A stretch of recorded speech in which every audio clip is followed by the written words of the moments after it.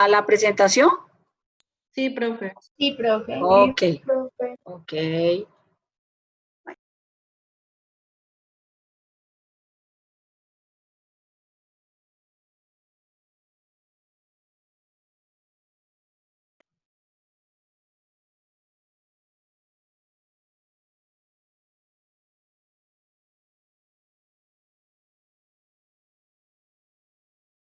Bueno, aquí habíamos llegado en la clase pasada, ¿se acuerdan?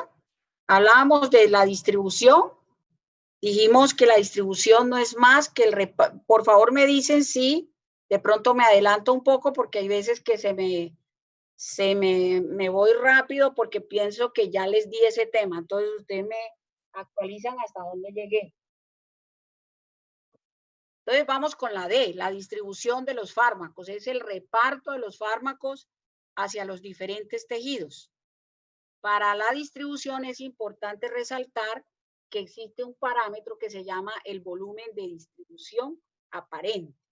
Este es el volumen de distribución aparente y entonces, ¿qué es el BDA? El volumen aparente en el cual se disuelve un fármaco, que puede ser diferente desde el punto de vista del grado de absorción del fármaco. ¿Por qué? Porque existen tejidos que son mucho más vascularizados que otros. Y entonces, al ser mucho más vascularizados que otros, pues se aumentará el flujo sanguíneo, lo que aumentará la velocidad de distribución. Entonces, hoy en día, ese BDA que me permite más o menos establecer la cantidad de fármaco que llegó a un determinado tejido. Pero yo no lo puedo establecer con exactitud. ¿Por qué? Porque muy probablemente va a depender del peso molecular, de la misma característica del paciente. Miren lo que pasa, por ejemplo, en esta gráfica. Les mostraba o les muestro pues un individuo que es gordito, si es un gordito, y entonces pues obviamente el volumen de distribución variaría con respecto a este individuo que es flaquito. ¿Por qué? Porque este tendrá mayor porcentaje de tejido adiposo con respecto a este. Muy probablemente la vida media del fármaco en este sea menor y la vida media en este fármaco, en este organismo o en este individuo sea mayor. Es como les decía, creo que ayer hablaba con un grupo y les decía, es como cuando yo cojo una muñeca, ¿sí? Y a esa muñeca le agrego agua y a esa muñeca le agrego 2 tabletas de acetaminofén. Yo le pongo una tapita a la muñeca, ¿qué va a pasar con ese acetaminofén? Va a llegar hacia, o sea, se va a concentrar abajo. Pero en el momento en que yo agito la muñeca, quiere decir que ese fármaco se deberá distribuir de manera prácticamente homogénea en los compartimientos. Pero esa distribución homogénea puede variar. ¿Por qué? Porque habrán unos compartimientos que son más pequeños, otros que son más vascularizados, otros cuyas características físico-químicas no permiten que el fármaco llegue a esa área y entonces a eso se le llama volumen de distribución aparente.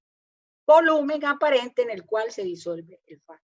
Y yo lo puedo más o menos establecer a través de una variable que se llama BDA. ¿A qué es igual el BDA? A la dosis sobre la concentración plasmática alcanzada por el medicamento en la sangre. Entonces, miren, parámetro cinético que relaciona la dosis con la concentración plasmática resultante. Entonces yo puedo decir, un ejemplo, ¿ustedes saben para qué es la heparina, muchachos? O más o menos qué es la heparina. Un anticoagulante. Un anticoagulante. Entonces, para que esa heparina ejerza un efecto, necesariamente tendrá que llegar al espacio intravascular y actuar allá sobre los factores de la coagulación. Y entonces, al llegar a los factores de la coagulación e inhibirlos, pues me va a producir la disminución, me va a producir la lisis del coágulo o me va a inhibir el fenómeno de agregación plaquetaria. Entonces uno se supone que allá debe llegar mayor cantidad de fármaco, pero ese fármaco no solo llega al espacio intravascular, sino que también puede cruzar muy probablemente la barrera hematoencefálica en condiciones de liposolubilidad, o podrá atravesar también a el tejido óseo, ¿cierto? Entonces yo puedo calcular más o menos, por eso ustedes siempre van a ver que no es exacto, que es más o menos el porcentaje de fármaco que se distribuirá en los diferentes tejidos. Bien, aparece otro parámetro o otra variable que es la unión de los fármacos a las proteínas plasmáticas. Creo que, no sé si esto se los expliqué, pero farmacológicamente, recuerden que yo tengo un fármaco aquí absorbido por la vía oral, que al llegar a la vía oral llegará ¿a dónde? Al estómago, de allí llegará ¿a dónde? Al yeyuno, ¿cierto? Del yeyuno pasará a la porta y de la porta pasará ¿a dónde? A la vía hepática. Y al llegar a la vía hepática cruzará directamente ¿a dónde? A la sangre. ¿Qué pasa cuando este fármaco llega a la sangre? Y este fármaco puede llegar a la sangre por cualquiera de las vías. Entonces puede llegar por la vía endovenosa, puede llegar por la vía intramuscular, ¿cierto? Puede llegar por la vía, inclusive por la vía sublingual, SL, ¿cierto? ¿Llegará a dónde? A la sangre. ¿Qué pasa cuando el fármaco llega a la sangre? Encuentra unas proteínas que se llaman proteínas plasmáticas. La mayoría de la proteína o la proteína plasmática más importante se llama la albúmina. Recuerden que la albúmina es la proteína de mayor peso molecular. Entonces, la albúmina tiene un peso aproximado entre 60 a 69,000 Daltons. Y entonces aparece una ley física que es la ley de masas, ley de la atracción, o también llamada las fuerzas de Van der Waals. Esas fuerzas de Van der Waals me permiten, óigase bien, adherir el fármaco a la albúmina. ¿Qué hace la albúmina cuando el fármaco se adhiere a ella? Lo cotransporta, lo acarrea. Como cuando ustedes cuando se van a mudar y ustedes contratan un camioncito que les lleve todas sus cositas a la casa. Entonces, ¿qué hace la albúmina? Lo acarrea y lo lleva a los tejidos. Un porcentaje de fármaco quedará libre. Ese fármaco que queda libre llegará a tejidos y producirá diferentes respuestas. Por ejemplo, si aquí llegó a un receptor y le indujo una respuesta, ejemplo, se disminuyó la presión arterial, esa disminución de la presión arterial estará relacionada con el efecto farmacológico del fármaco o de la sustancia medicamentosa que llegó libre al tejido. Muy probablemente ustedes preguntarán, ¿qué pasa con el fármaco que la proteína no deja libre? Pues, ¿qué le pasa a ese fármaco? Se inactiva. Es decir, que finalmente, ¿cuál es el fármaco que va a producir un efecto? Pues el fármaco que quedó libre. Y entonces, no solamente se encuentra la albúmina, sino también podemos encontrar la alfa-1 glicoproteína. La alfa-1 glicoproteína. También podemos encontrar las globulinas, pero la proteína de mayor peso molecular va a ser la albúmina, que va a atraer fármaco hacia ella. Y entonces ella es como el carrito, transporta fármaco, el fármaco que deja libre es el que se va a distribuir a los tejidos y el fármaco que no pudo soltar lo inactivará y si el fármaco se inactiva, pues no va a producir un efecto farmacológico. ¿Está claro, muchachos? ¿Alguna pregunta hasta allí?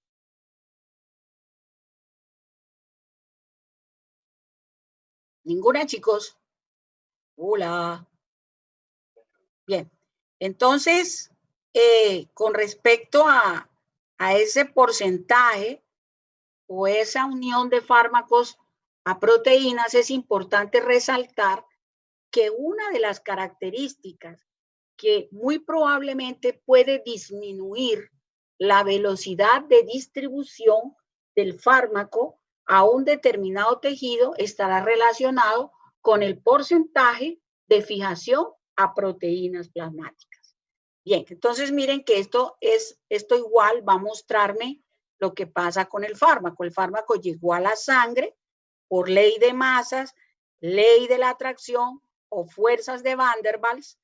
Las proteínas, el fármaco se adhiere a la proteína transporta el fármaco que queda libre, llegará a los tejidos y el otro porcentaje que la proteína no suelta, pues será inactivado. Y este porcentaje que se inactiva finalmente, pues obviamente no va a producir un efecto.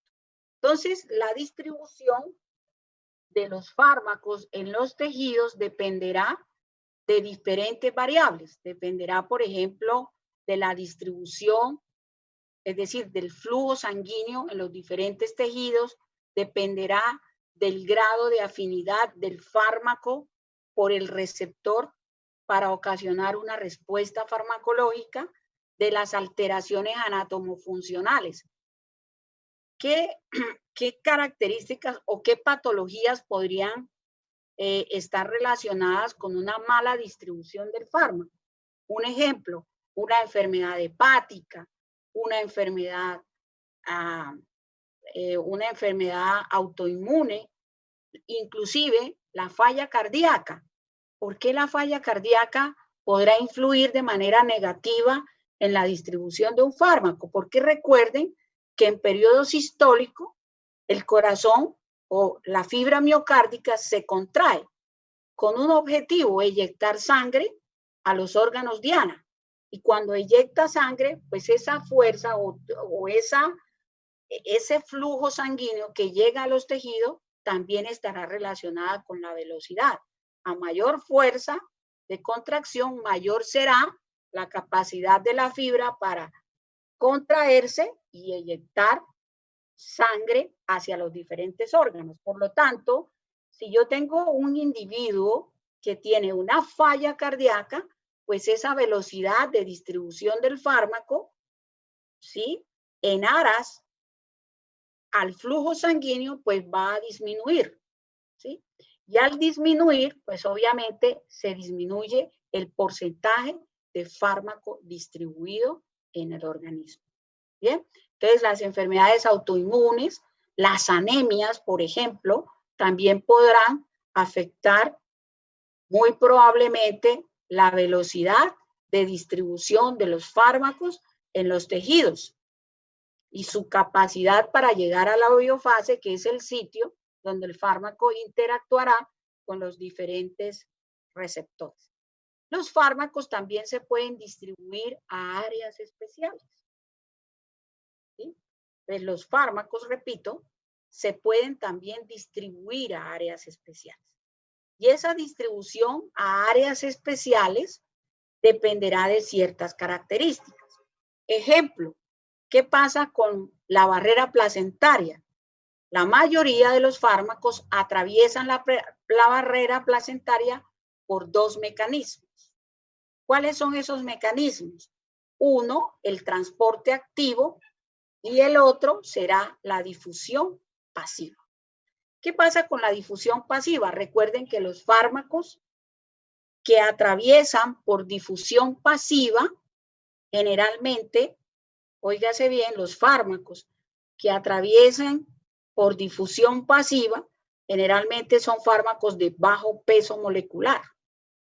Y aquellos de mediano peso molecular son los que pesan entre 100 y 1000 daltons. Por lo tanto, un gran porcentaje de fármaco podrá atravesar la barrera placentaria llegar a la circulación fetal, y una vez que llega a la circulación fetal, pues podrá producir trastornos, ejemplo, en el neurodesarrollo, en la embriogénesis, en la maduración de los diferentes órganos. Entonces, miren que por eso existe una clasificación que se llama la clasificación X del embarazo. Y entonces, les voy a colocar una lectura para que en la próxima semana, 10 minutos antes de empezar la clase, me hagan un pequeño, cualquiera de ustedes, el que quiera hacer un pequeño resumen de uso de fármacos en el embarazo, la haga acá y la socialicemos. La voy a subir a la plataforma Moodle y también se la voy a mandar por correo a los representantes. Entonces, miren que entonces la mayoría, por decirlo así, el 98% de los fármacos no se pueden administrar en el embarazo porque pueden afectar enormemente al feto. Bien, aparece otra barrera importantísima, que es la barrera hematoencefálica. La barrera, óigase bien, la barrera hematoencefálica. Y entonces, ¿qué pasa con esa barrera hematoencefálica? ¿De qué depende que el fármaco llegue a esa barrera hematoencefálica? De condiciones asociadas a la liposolubilidad. ¿Por qué? Porque el sistema nervioso central tiene uniones estrechas y al tener uniones estrechas no permitirá que cualquier fármaco atraviese esa membrana. Por lo tanto, la condición que necesariamente se requiere para que un fármaco atraviese la barrera hematoencefálica es la liposolubilidad. ¿Qué fármacos pueden atravesar la barrera hematoencefálica? Muchos, no todos. Ejemplo, los anestésicos, los antidepresivos, los antipsicóticos, sí señora, los anticonvulsivantes, muy bien, los antiparkinsonianos, miren que tendrán que atravesar la levodopa, carbidopa, la selegilina, fármacos antiparkinsonianos. Ustedes ya están prácticamente duchos en esos fármacos, pues no estarán duchos, pero ya más o menos identifican una que otra sustancia. Entonces, parkinsonianos, antipsicóticos, antidepresivos, los opiáceos también podrán inclusive atravesar la barrera, algunos antihistamínicos, por eso una gran mayoría de antihistamínicos nos producen somnolencia. Algunos antibióticos. ¿Qué antibióticos? Los inhibidores de la beta-lactamasa, ¿sí? El meropenem. Otro fármaco antibiótico que atraviesa la barrera hematoencefálica, el cloranfenicol, las quemicetinas.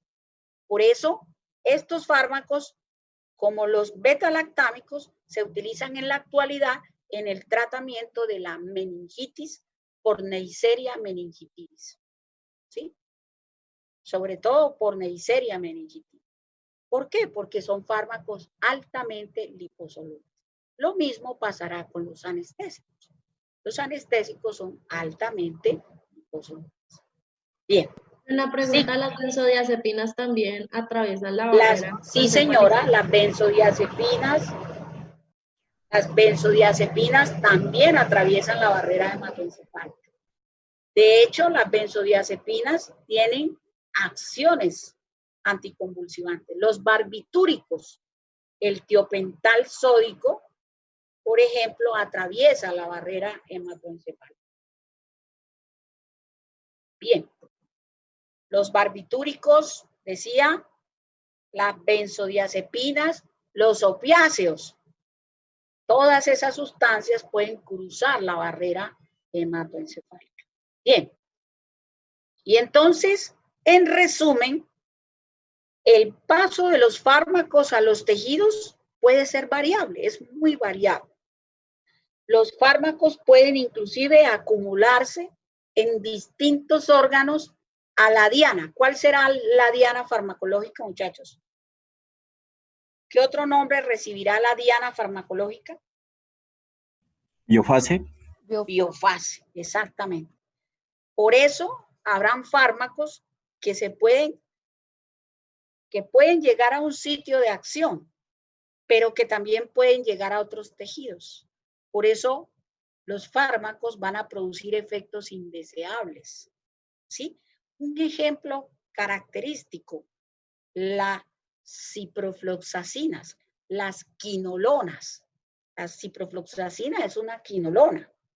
Entonces, cuando ustedes vean farmacología clínica, se van a dar cuenta que las quinolonas pueden, óigase bien, las quinolonas pueden... Es un antibiótico, ¿no es cierto? Sí, sí, es un antibiótico. Se utiliza más que todo en las infecciones de vías urinarias, en la cistitis, en las infecciones respiratorias, ¿sí? En las faringoamigdalitis. Entonces, miren que las quinolonas generalmente no se pueden administrar en pacientes menores de 14 años de edad. ¿Por qué? Porque este fármaco tiene una gran afinidad por el tejido óseo. Y entonces,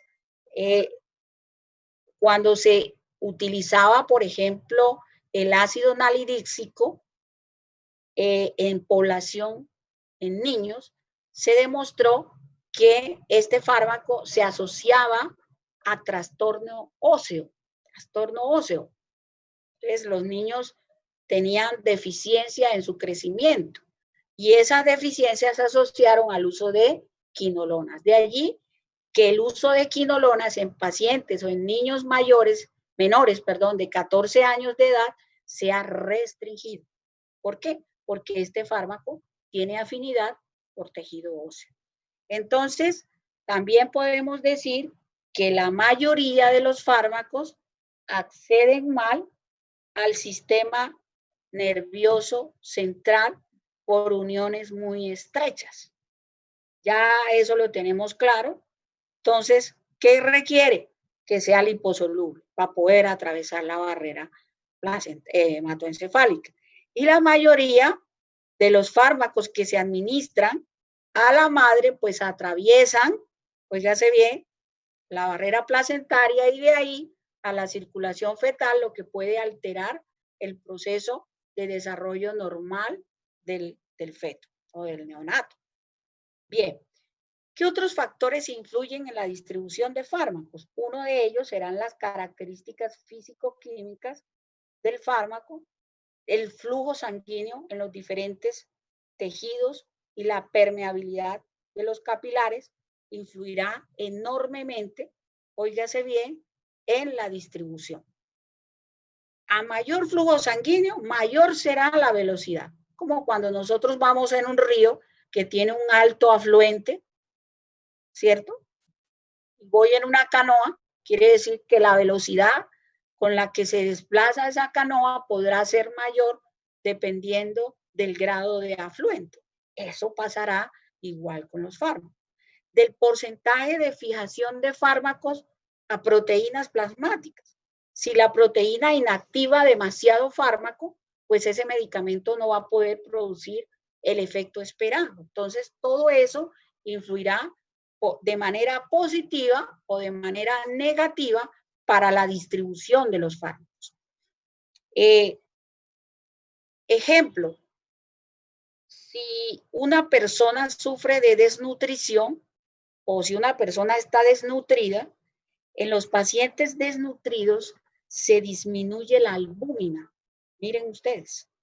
Entonces, como no hay albúmina, allí en el plasma, el fármaco, ¿qué hace? Se va derecho. Y entonces, ¿se distribuye a los tejidos? Sí, pero entonces se va a acumular más. Hay mayor porcentaje de fármaco. Y a mayor concentración, mayor será la probabilidad de que el fármaco llegue a una concentración plasmática máxima y llegue muy rápidamente a la concentración mínima tóxica. Y entonces tendrá mayor probabilidad de efectos tóxicos o de efectos indeseables. ¿Se dan cuenta? Entonces, si yo no tengo albúmina, el fármaco se va derechito. se acumula y podrá producir más problemas en la distribución de estos medicamentos. Bien. Profe, un problema podría ser falla renal. Sí, señora, la falla renal, ¿por qué? Porque muchos fármacos podrán ir a riñón. Un ejemplo, el paciente hipertenso que tiene falla renal. Supóngase que un hipertenso que tiene falla renal, cuando utiliza un inhibidor de la enzima convertidora de angiotensina, el enalapril, los captopril, los priles o los ARA2. ¿Qué pasa? Si yo tengo un sistema renina-angiotensina disminuido, pues el fármaco no podrá tener un efecto igual a aquel paciente que en condiciones normales tiene un sistema renina-angiotensina fisiológicamente activo. Entonces, la falla renal será también una de las condiciones que afectan la distribución de los fármacos. La falla hepática, el cáncer, las enfermedades autoinmunes y la falla cardíaca, que en la actualidad es uno de los factores que se asocian a mayor deficiencia de la distribución de los fármacos en los diferentes tejidos. Bien, y una vez terminada la distribución, pasamos a otro proceso importante que es el metabolismo. ¿Qué es el metabolismo o biotransformación? Conjunto de modificaciones enzimáticas que le ocurre a un fármaco para facilitar su eliminación.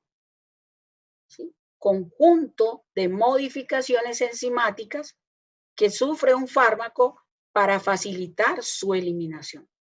Y entonces yo puedo decir, óigase bien, yo puedo decir que un fármaco a través de un proceso metabólico se prepara para ser eliminado. Se prepara. Es decir, de un metabolito activo en inactivo se reduce a su fracción más pequeña para facilitar el proceso de eliminación.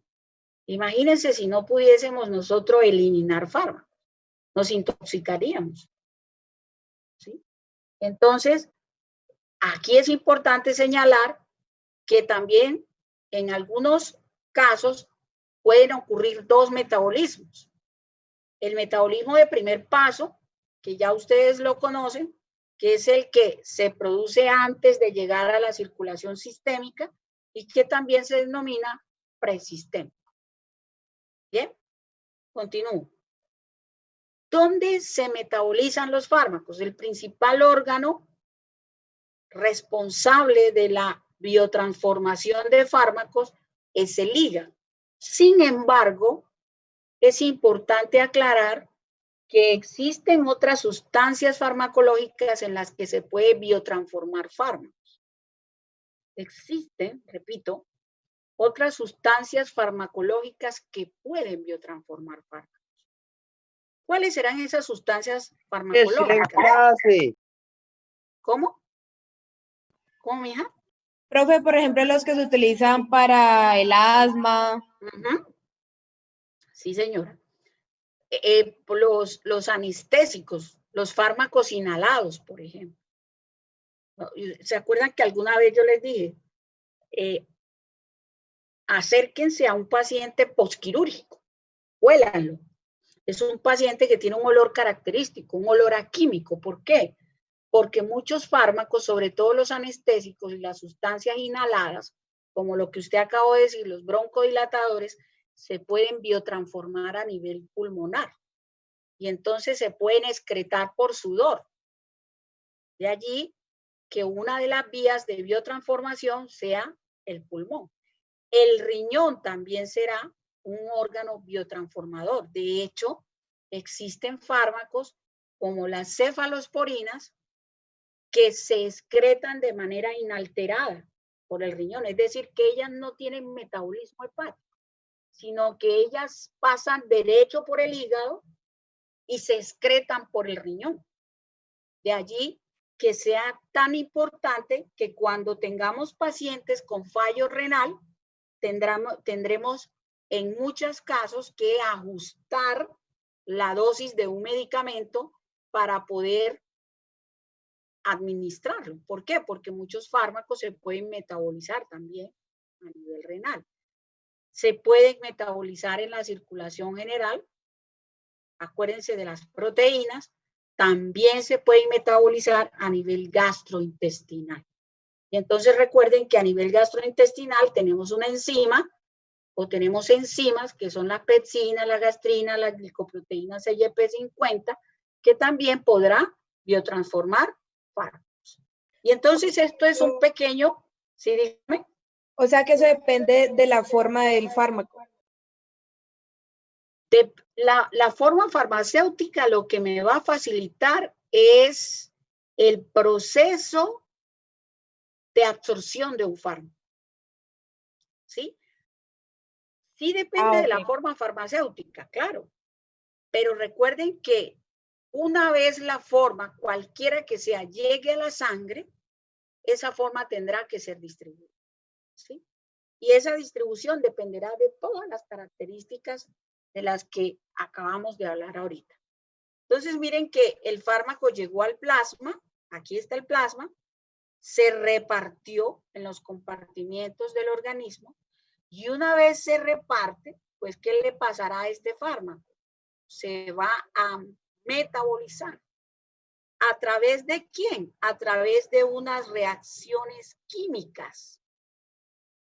Unas reacciones químicas.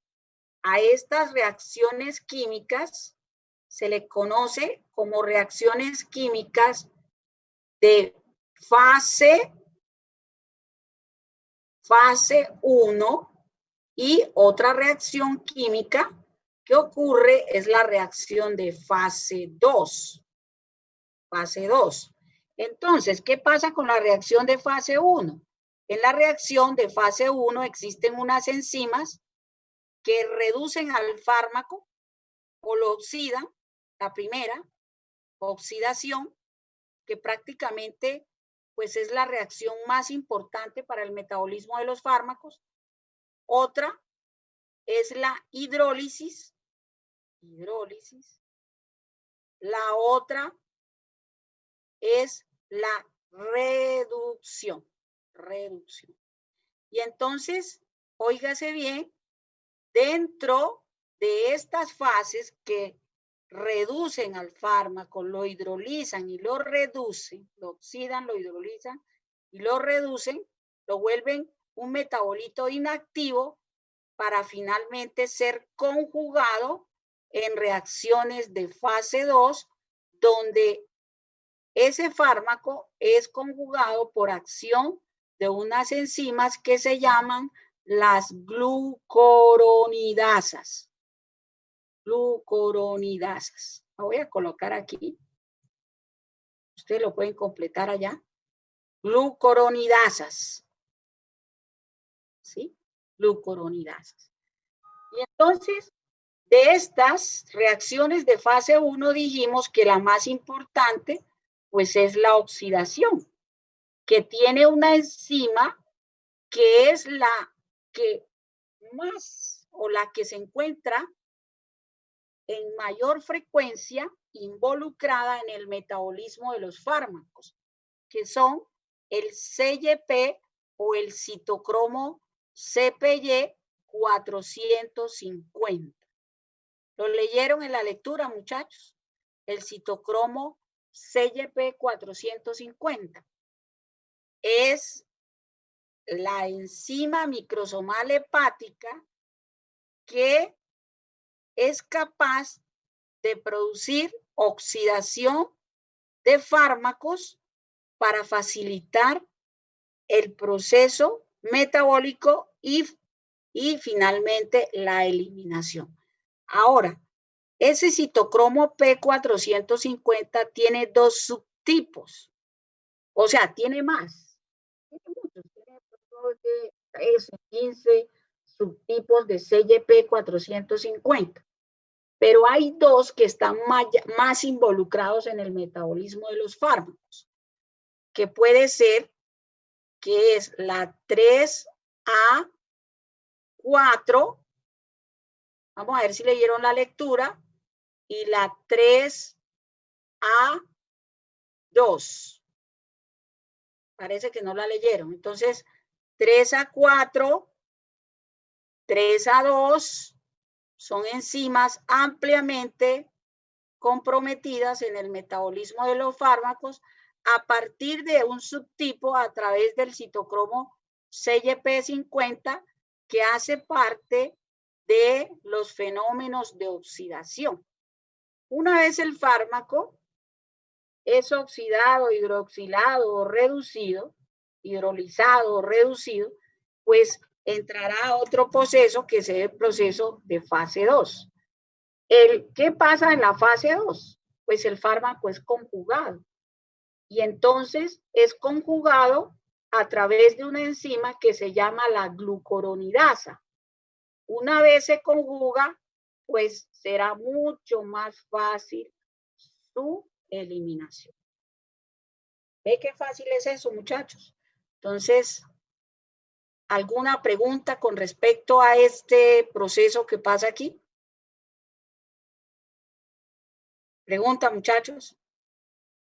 ¿Eso pasa con todos los órganos que ayudan a la eliminación? Con Como el hígado? todos, o sea, eso ocurre a nivel hepático, pero hay otras que se llaman enzimas no microsomales. Por eso, a estas enzimas, buena pregunta, estas enzimas que participan aquí a nivel hepático se le llama enzimas microsomales hepáticas.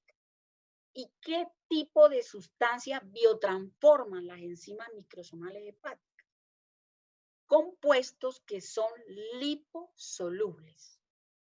Porque las sustancias que son hidrosolubles son biotransformadas por enzimas no microsomales que hay en otras estructuras. ¿Está claro, mijo? Sí, señora, gracias. Bien, sigamos. Yo tengo una pregunta. Ahí en esa ¿Sí? fase de metabolismo también se da como el almacenamiento de una parte del fármaco. Sí, porque un fármaco, no es que se dé almacenamiento, pero un fármaco sí puede volverse más activo.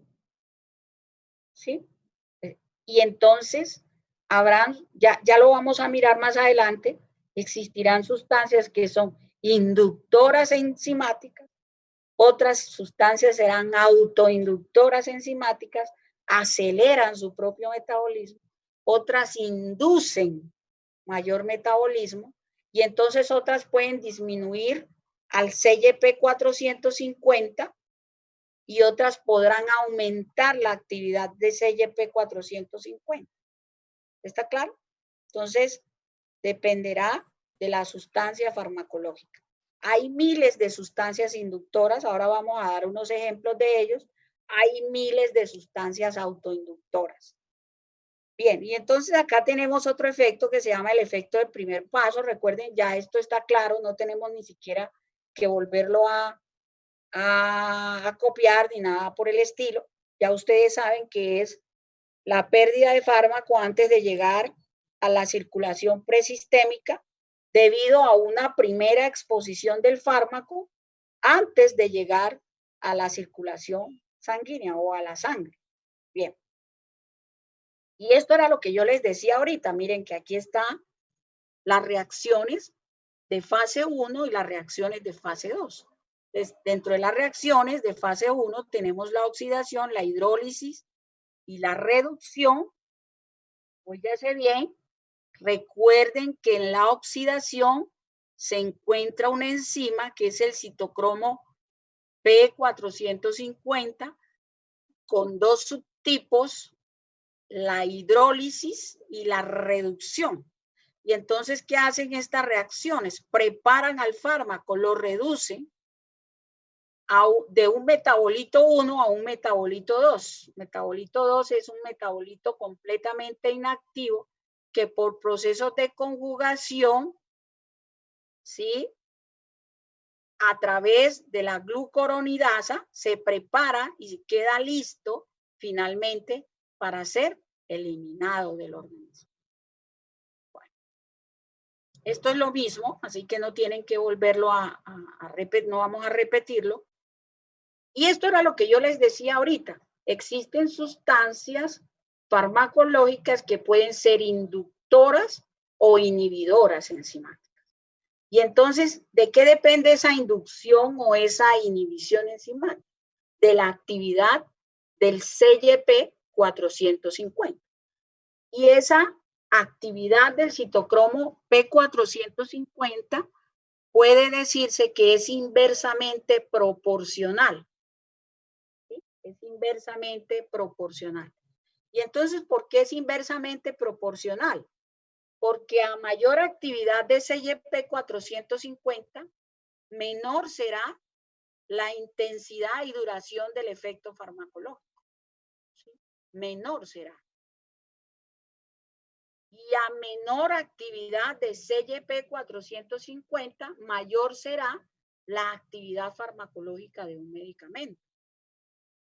¿Sí? De allí que recordemos también que existen los profármacos. Es un fármaco que toma al citocromo P450, se activa y se aumenta su actividad farmacológica. ¿Sí? Entonces hay profármacos o hay sustancias farmacológicas que se vuelven activas al llegar a la vía hepática.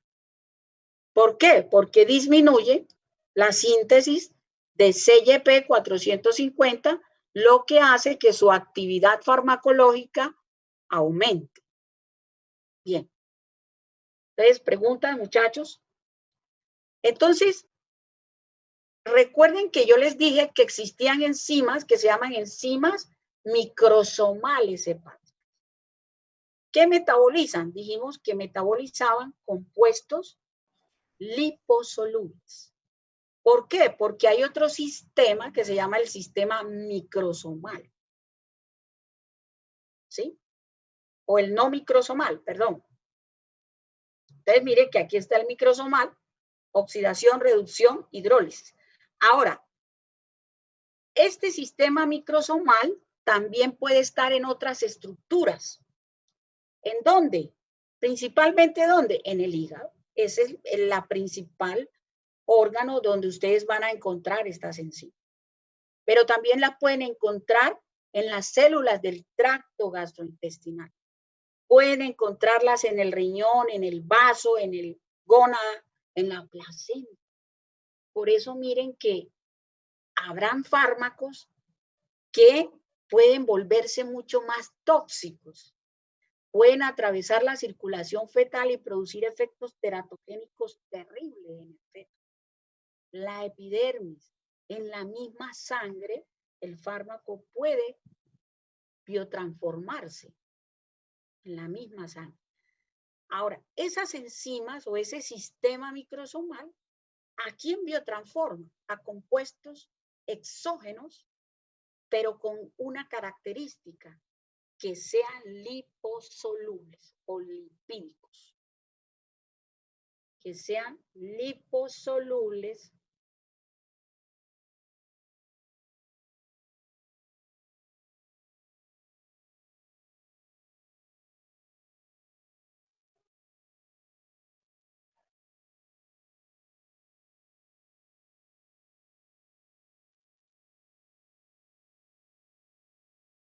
bueno.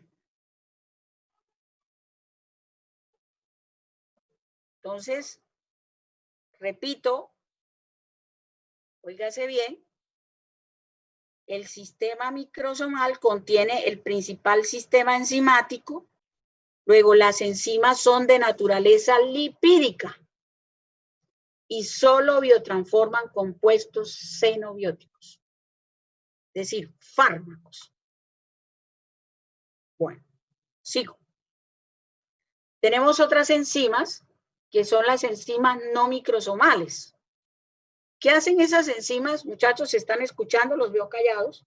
No hacen preguntas. Sí, profe, sí la estamos escuchando. Bien. ¿Qué pasa con las enzimas no microsomales? Ellas biotransforman compuestos que son hidrosolubles.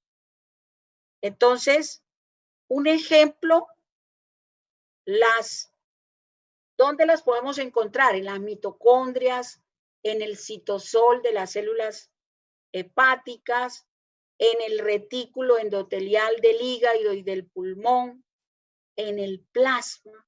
Quiere decir que muy probablemente usted va a encontrar enzimas no microsomales a nivel plasmático también, porque las enzimas microsomales que biotransforman compuestos xenobióticos también pueden ser biotransformadas en el plasma. Entonces hay unas que son comunes para ambas, para las no y para las sí, para las que son microsomales y para las que no son microsomales.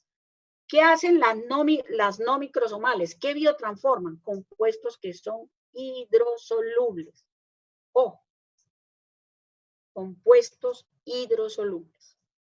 ¿Dónde se encuentran generalmente estas enzimas? Miren, aquí las vemos en el citosol de las células hepáticas, pueden encontrarse inclusive en las mitocondrias celulares, en el plasma, en la sangre, en el retículo endotelial del hígado y del pulmón.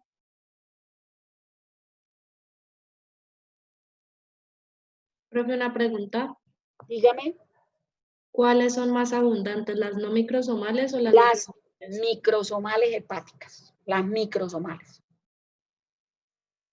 Esas, de hecho, mira que si tú comparas estas con esta, generalmente estas están en mucho más estructuras.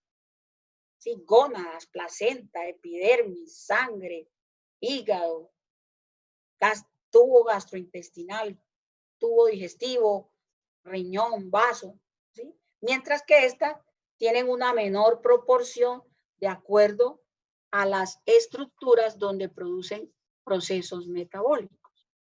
Bien. Y existen otras estructuras también involucradas en las reacciones de biotransformación. El tubo digestivo. ¿Qué sustancias? Ojo, ojo con eso. Voy a ir diciendo, voy a ir nombrando los fármacos y ustedes de tarea, y eso va a entrar en la prueba, en los parciales, es que ustedes por lo menos sepan a qué familia pertenece y para qué sirve cada uno de esos fármacos. Ejemplo, tubo digestivo, eritromicina, es un macrólido.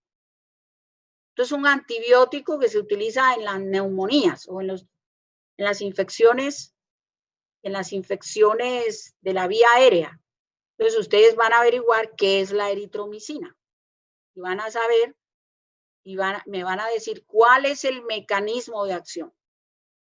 Con que ustedes sepan qué es y cuál es su mecanismo de acción, yo quedo tranquila. Las penicilinas, que fueron los primeros antibióticos utilizados en la historia de la farmacología. ¿Sí?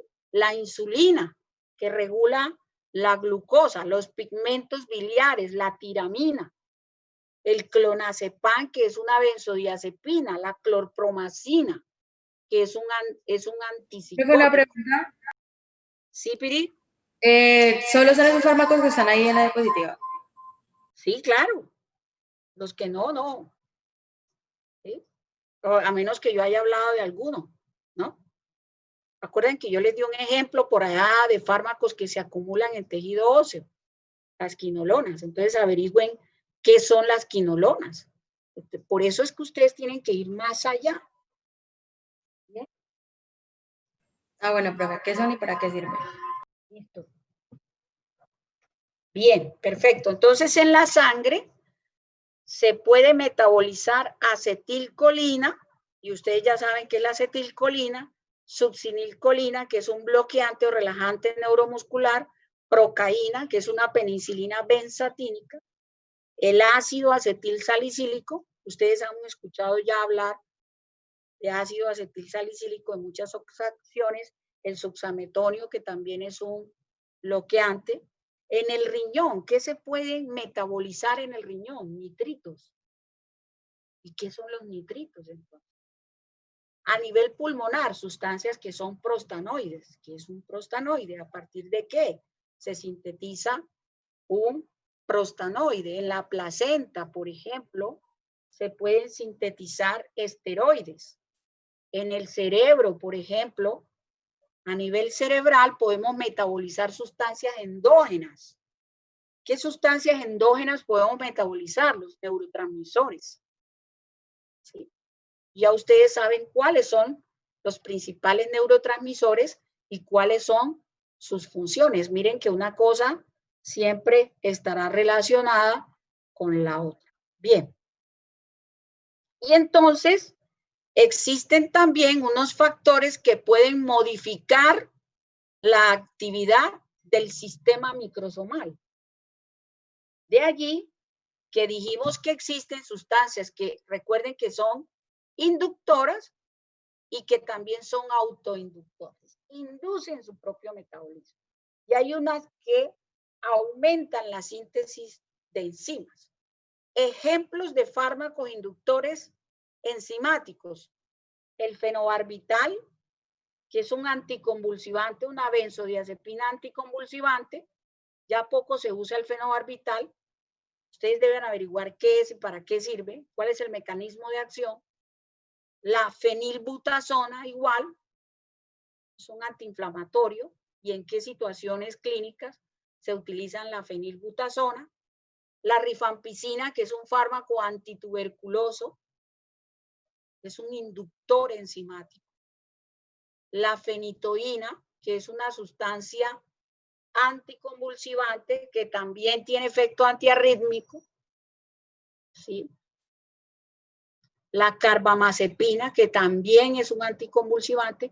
Por eso miren que la mayoría de estos fármacos se pueden acumular. Por eso estos pueden tener márgenes terapéuticos estrechos. El mismo alcohol. Estamos hablando del alcohol etílico. ¿Qué otras sustancias tenemos como autoinductoras? ¿O qué hacen las autoinductoras? Pues el término auto, su propio metabolismo. ¿Qué fármacos? La clorpromacina,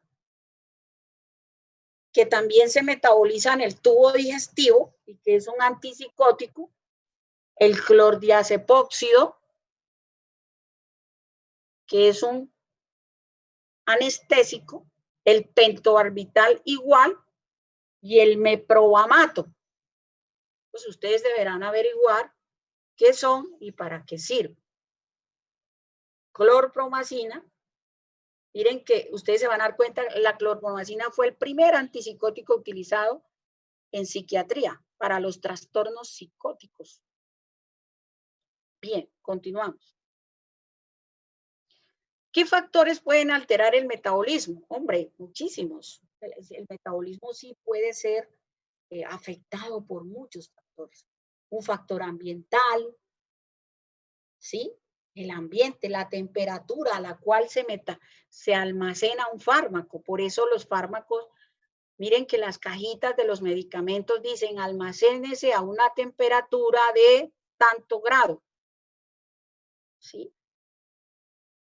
El otro día leía el gran problema del transporte de las vacunas, que deben ser, para que se encuentren activas, deben estar a temperaturas muy bajas, a menos 80, para poder ser transportadas.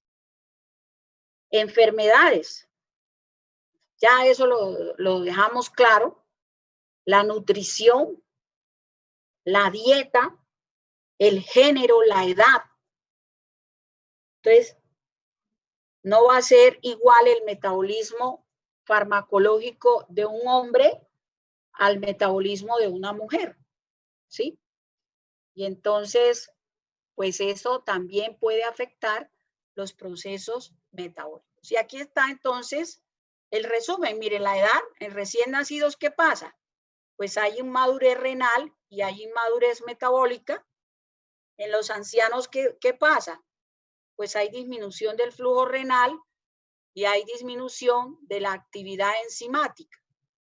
Género, factores genéticos, alteraciones patológicas, sí, ya me lo tomé. La dieta y la iatrogenia. ¿Qué es la iatrogenia? La interacción. fármaco que puede interaccionar con otro y en esa interacción podría inhibir el efecto del otro fármaco. Eso es iatrogenia o iatrogenia. Eso también lo encontraron, me imagino, en la lectura. Bueno, ¿preguntas hasta allí, muchachos? ¿Ninguna? No, señora. Bueno, listo.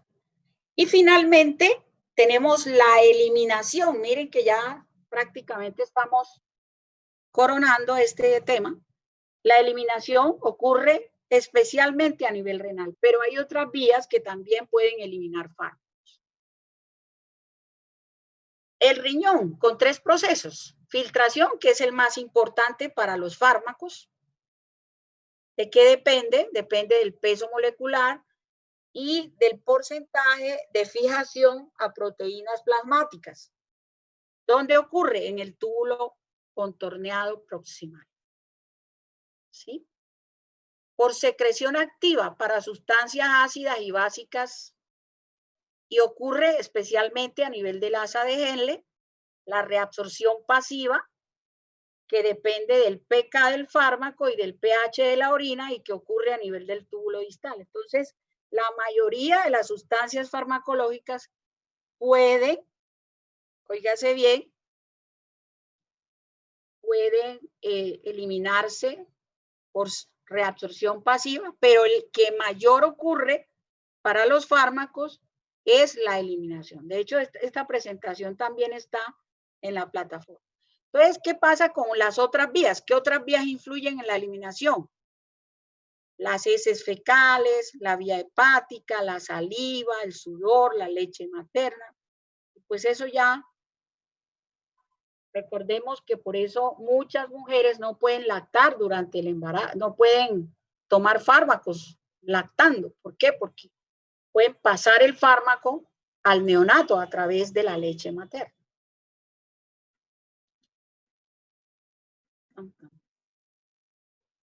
Bueno, ¿preguntas hasta allí, chicos? ¿Ninguna? Bien, entonces, ahí ya terminamos nuestro capítulo de hoy de cinética de absorción.